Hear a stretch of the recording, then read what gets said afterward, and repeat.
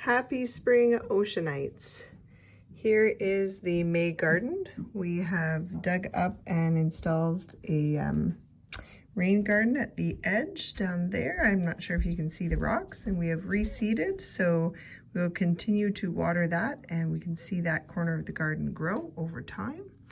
You can see the leaves are still there, but everything green is starting to pop up. The grass is getting a little bit longer. We've been seeding some clover in there, and we've been seeing some speedwell and some self-heal in the garden, as well as some woodland strawberry and violet. And over here in our corner where we started having the native plant nursery, we have quite a few asters and goldenrods and grasses coming up.